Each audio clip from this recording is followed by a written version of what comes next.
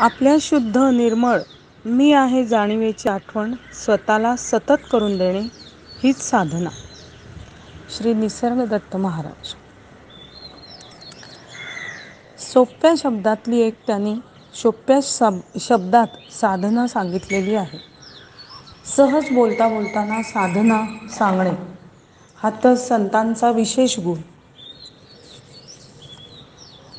आजही ते आपल्याला 24 तास करायची साधना, सहजावस्थेची साधना.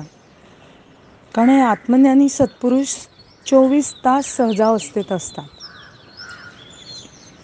सहजावस्था म्हणजे काय? मी कोण आहे ह्याचं भान असणे सतत. प्रत्यक्ष परमेश्वर स्वरूप मी आहे. तो अहंकार रहित, तो निर्गुण निराकार, सर्वज्ञ, सर्वशक्तिमान, जो काळाच्या पलीकडे आहे, नामाच्या पलीकडे, अनुभवाच्या पलीकडे, असा तो परमेश्वर, ते परमेश्वर तत्व मीच आहे ह्याची सतत जाणीव असणे. आणि तरीही देह धारण केल्यामुळे देहाची सर्व कर्तव्य कर्म उत्तम तऱ्हेने करणे आणि त्यात कुठेही न अडकणे, त्याच्या येणाऱ्या रिझल्ट्सवर, ही सहजावस्था. भगवंत कृष्ण भगवंतानी गीतेत सांगितलंय तेच, कर्म कर, फळाची अपेक्षा नको, फळाची अभिलाषा पण नको आणि त्याच्यावर तुझा अधिकार पण नाही. उत्तम प्रयत्न कर, मग जे फळ येईल ते स्वीकार. ते प्रारब्ध कर्माने येणारे, ते सर्व ठरवलं गेलंय तुझ्याच स्वतःच्या कर्माच्या अनुसंधानाने मागच्या अनेक जन्मांच्या. ते फळ तसंच येणार. तू जर का जांभळाची बी पेरली असेल तर जांभळच येणार त्या झाडाला. जांभळाचं झाड आणि आंब्याचं झाड, शेजाऱ्यांनी आंब्याची कोय पेरली, तुम्ही अनावधानाने माहीत नसताना तुमच्या कंपाऊंडमध्ये तुमच्याकडनं ती पडलेत, खाल्ली तुम्ही ती फळं आणि पडलेत. झाडं येताना छोटे अंकुर असताना समान वाटले दोन्ही, पण जसजशी ती झाडं मोठी झाली तशी एकाला जांभळं लागली आणि एकाला आंबे लागले. ते असं का? हे काचे प्रश्न न पडणारे हे आत्मज्ञानी संत सहजावस्था. सामान्य माणूस म्हणतो असं का? आम्ही काय पेरलंय ते आठवत नाही आपल्याला, म्हणजे मागच्या जन्मी काय केलंय ते आठवत नाही, या जन्मी, बरोबर? तसंच. पण मग दिसायला पानं सारखी दिसत होती लहान, रोपटी लहान असताना, जांभळाची, आंब्याची. लहान असताना सर्व पानं सारखी दिसतात. जशी ती मोठी झाली झाडं आणि त्याची फळं आली, तसे हे जांभळाचं होतं आणि ते आंब्याचं होतं. मग शेजाऱ्याच्या कंपाऊंडमध्ये आंब्याचं का आणि माझ्या कंपाऊंडमध्ये जांभळाचंच का? मग तुम्ही जी पेरली आहे बी, त्याचंच झाड तुम्ही घेणार, फळं फुलं घेणार. तुम्ही जी कर्म केली आहेत त्याचीच फळं फुलं येणार. मेहनत समानच आहे दोघांना. दोघांनीही त्या झाडाची मशागत केली, लक्ष ठेवलं आहे, कुंपण घातलं आहे, त्या झाडावर प्रेम केलं आहे, त्याच्या वाढीसाठी खतपाणी घातलं आहे, काळजी घेतली.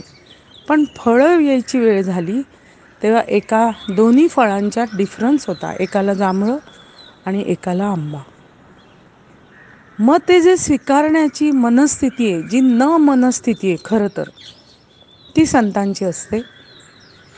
ते काय म्हणतात? मी मेहनत केली, प्रारब्धानुसार कर्मफळ आली, ठीक आहे. आपल्यासारखा सामान्य माणूस असं का तसं का मध्ये अडकतो? अरे तू जे पेरलायस तेच उगवणार. भले ते ह्या जन्मी नसेल पेरलं, भले आपण म्हणतो की मी ह्या जन्मी तर मला काही वाईट केलेलं आठवत नाही बा, पण असं का माझ्या वाट्याला? मागच्या जन्मी जे तुला आठवत नाही आहे त्याच्या मागच्या जन्मी तू किती मनुष्य जन्म घेतलेस काय माहिती, काहीच आठवत नाही. त्यात तुझा कसा स्वभाव होता, चांगला वाईट, काहीच माहिती नाही.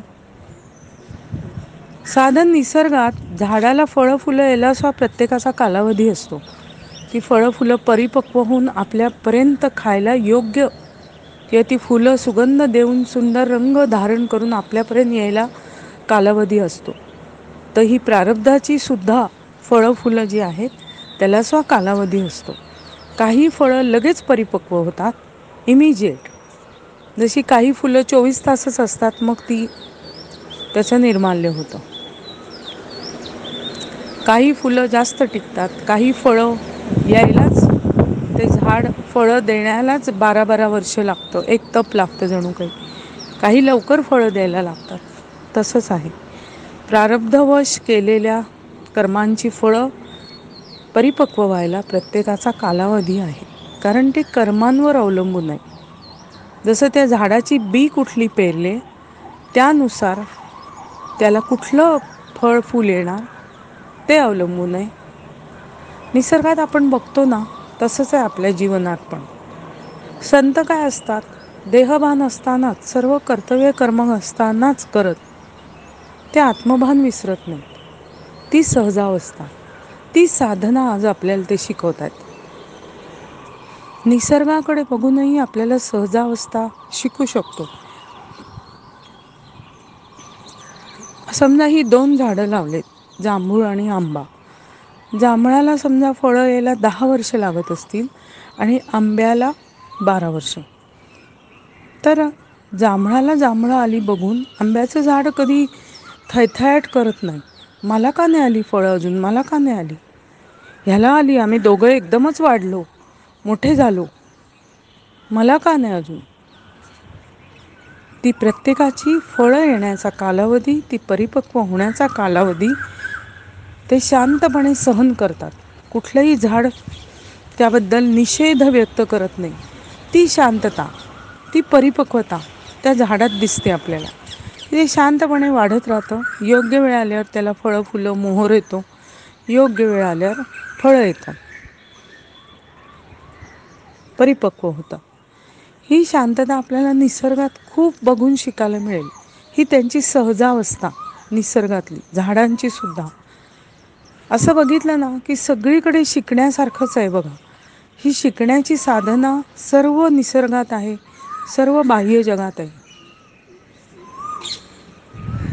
सूर्य चंद्र शांतपणे फिरतायत आपापल्या मार्गात. सूर्यसुद्धा फिरतोय त्याच्या सेंटरला, आपल्या आकाशगंगेच्या. आपण सूर्याला प्रदक्षिणा करतोय, पृथ्वी चंद्र आपल्याला करतायत प्रदक्षिणा. शांतपणे सर्व चाललंय त्यांचा त्यांचा कारभार. कधीही ते म्हणत नाहीत असं की आम्हाला आरामच नाही, आम्ही सतत फिरायचंच का. ही जी परिपक्वता आहे, का हा प्रश्न न येण्याची, ती सहजावस्थेत, सहजता आयुष्यात सहज सरळ साधं सोपं करण्यासाठीची आवश्यक साधना आहे. तीच आपल्याला निसर्गदत्त महाराज शिकवतात. म्हणून ते म्हणतात, आपल्या शुद्ध निर्मळ मी आहे जाणीवेची आठवण स्वतःला सतत करून द्या. हीच साधना, सहजावस्थेची साधना. उत्तमा सहजावस्था, मध्यमा ध्यानधारणा, अधमा देवपूजाश्च तीर्थयात्रा धमाधमा. अधमाहुनी अधम तीर्थयात्रा म्हणजे करू नये का, करावी. बेस आहेत ते सगळे. ती तीर्थक्षेत्र पॉवर स्टेशन आहेत, तिथे जरूर जाऊन माथा टेकवावा, नतमस्तक व्हावं. देवपूजा करू नये का अधम म्हटलंय म्हणजे जरूर करावी. त्यांनी एक तुमचा बेस तयार होतो, घराला एक धार्मिक अधिष्ठान प्राप्त होतो, कुटुंब आहे तुमचं, जग आहे, व्यवहार आहे. ध्यानधारणा करूच नाही का मग, मध्यमा ध्यानधारणा जरूर करावी. त्यामुळे तुमचे सगळे एंटेना धारण करायचे, ज्ञानशक्ती ग्रहण करायचे एंटेना जणू काही जे बाहेर वळलेले असतात, बहिर्मुखता, ती सगळी अंतर्मुख आत वळले जातात. ध्यानधारणेच्या वेळेत शरीराची बैठक घेऊन शांतपणे बसायचं असतं, बाकी काही करायचं नसतं. म्हणून ध्यानधारणा पण करावी जमेल तर, पण त्याच्यापेक्षाही उत्तम सहजावस्था, बेस्ट साधना. ध्यानाला तरी एक ठराविक वेळ, ठराविक प्लेस, जागी बसावं लागतं. भले बाह्य उपाधी बाकी काही नाही, फळं फुलं काय उदबत्ती पूजा नाही. आपलं शरीर आपण एक स्थळ आणि एक वेळ. पण उरलेल्या वेळांचं काय? 24 तास तर ध्यान करू शकत नाही आपल्यासारखे कुटुंबी संसारी लोक. म्हणून सहजावस्था उत्तम, जी स्वतः निसर्गदत्त महाराजांनी धारण केली होती. सहजावस्थेत राहूनच संसाराच्या सर्व कामं कर्तव्य कर्म उत्तम करूनच त्यांचं आत्मभान कधीही सुटलं नाही. देहभान असतानाच आत्मभान कधीही सुटलं नाही. ती सहजावस्थेची साधना आपल्याला आज ते सांगतात. जर का तुम्ही हे शिक्षण घेताय निर्गुण निराकाराचं, तर निर्गुण निराकार परमतत्व तुमच्या ह्या सगुण साकार देहात येऊन बसलाय. देह देवाचे मंदिर, आता आत्मा परमेश्वर.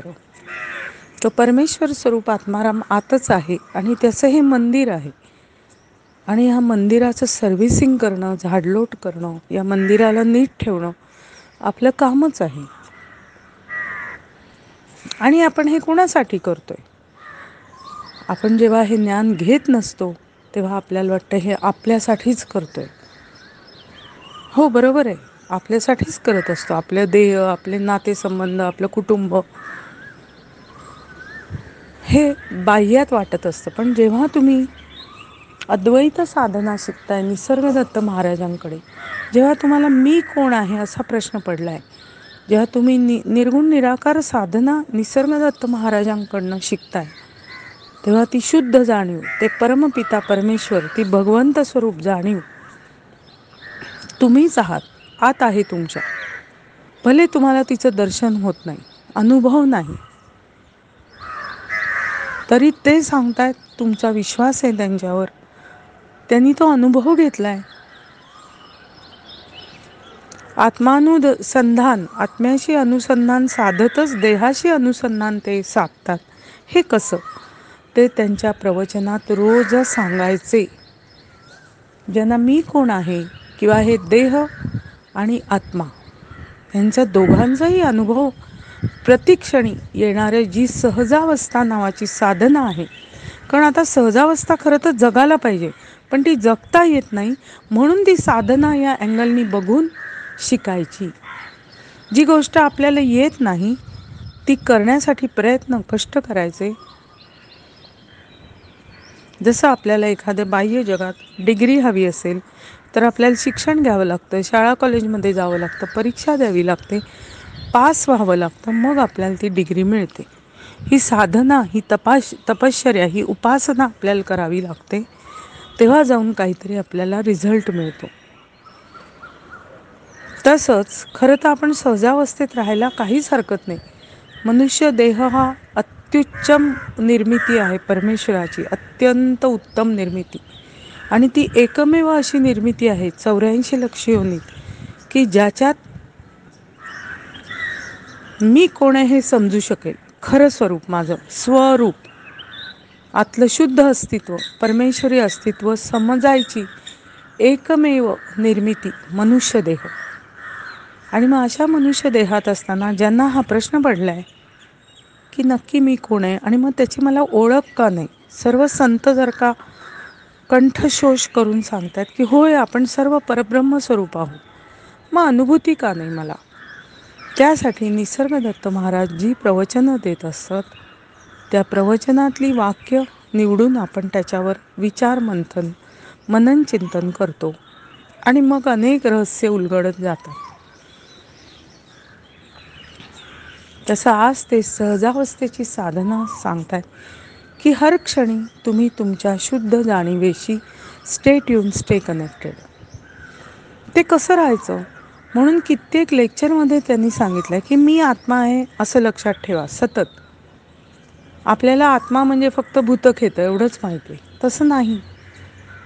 ते शुद्ध स्वरूप, परमेश्वर स्वरूप आत्माराम या देहरामात राहतो, किंबहुना सर्व देहात राहतो, सर्व जगात तो भरून पुरून उरलाय. दशांगुळे 10 बोटं उरलेलाच आहे तो अखिल ब्रह्मांड नायक परमेश्वर. तो माझ्यात पण आहे, तुझ्यात आहे, सगळ्यांकडे आहे. असं कसं? असे जे प्रश्न पडतात आपल्याला, भांडणाऱ्या माणसात पण तोच आहे. इतकी समानता कशी त्याची? डाकू दरोडेखोरमध्ये पण तोच आहे परमतत्व.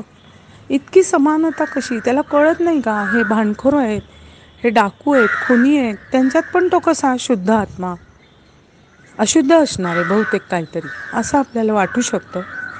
पण तसं नाही आहे. तो शुद्ध आत्मा, तो शुद्ध आत्मा म्हणणं चुकीचं आहे. आत्मा हा शुद्धच असतो. परमतत्व शुद्धच आहे, भेसळ विरहित आहे, त्यात कसलीही मिसळ झालेली नाही. पण असे जे प्रश्न पडतात, मग तेव्हा निसर्गाकडे बघावं. सूर्यदेव ऊन देताना, त्यांचा प्रकाश देताना दारुड्यालाही देतात आणि सज्जनालाही देतात. डाकू दरोडेखोराला पण देतात ऊन, प्रकाश आणि संसारी माणसालाही देतात. त्यांच्याकडे आपपरभाव नाही सूर्यदेवांकडे. आणि सूर्यनारायण आपण परमेश्वराचं सगुण रूप मानतो, जे आपल्याला डेली दिसतं. सूर्यनारायण, त्यामुळे त्यांच्याकडे आपपरभाव नाही. ते समान सगळीकडे आहेत. कावळा, चिमणी, मुंगीपासून ते सर्व चल आणि जड तत्वात तेच आहेत. चल चैतन्य आणि जड चैतन्य सगळीकडे तेच आहे. मग तेच असताना बाह्य स्वरूपात का असं लोक वागतात? ते तुमचा प्रॉब्लेम आहे. तुम्हाला षड्रूपू दिलेत, जीवन टेस्टी व्हायला, त्रिगुण दिलेत, पंचमहाभूतांचं शरीर दिलं आहे, मन, बुद्धी, चित्त, अहंकार दिला आहे, सतसत विवेक बुद्धी दिली, सर्व काही दिलं आहे. तुम्ही ठरवा तुम्हाला कसा आयुष्याचा स्वयंपाक रांधायचा आहे. तुमचं किचन कसं ठेवायचं हे तुम्ही ठरवा. काय स्वयंपाक करून खायचं हे तुम्ही ठरवा. आयुष्याचा किती तिखट मीठ लावून आयुष्य मसालेदार करायचं आहे, किंवा किती माफक पौष्टिक जेवण जेवून आपलं शरीर जसं आपण नीट ठेवतो आरोग्यपूर्ण, तसं आयुष्य आरोग्यपूर्ण ठेवायचं आहे. ते तुम्ही ठरवा. चुकीच्या मार्गाने जाऊन षड्रिपू त्रिगुणांचे अतिरेक करून स्वतःचं जीवन दुःखी करायचं आहे. नवीन नवीन कर्मबीज, पापबीज टाकायचे, इच्छाबीज, हे तुम्ही ठरवा. ह्यासाठी तुम्हाला हे सगळी सिस्टीम, यंत्रणा दिलेली आहे. त्यामुळे बाह्यात फरक येतो. शरीरं आपली सर्वांना मनुष्य सारखीच आहेत. 2 डोळे, कान, हात, नाक, पाय सगळं समान दिलं आहे. आपण ते कसं वापरतो आणि ते वापरण्याला आयुध दिलेत. मन, बुद्धी, चित्त, अहंकार, षड्रिपू सगळं काही दिलं आहे. तुम्ही कसं वापरता त्याचं शिक्षण घ्या. चुकला असाल तरी हरकत नाही, पुन्हा नीट मार्गावर या. संत कित्येक चुकलेल्यांना पुनश्च मार्गदर्शन करून योग्य मार्गक्रमण करायला मदत करतात. तुम्ही सुद्धा करू शकता. जिथे जिथे तुम्हाला हे जाणीव होईल की होय आपण चुकतोय, तिथे तिथे मार्ग बदलायचा ऑप्शन नक्की सगळ्यांकडे आहे.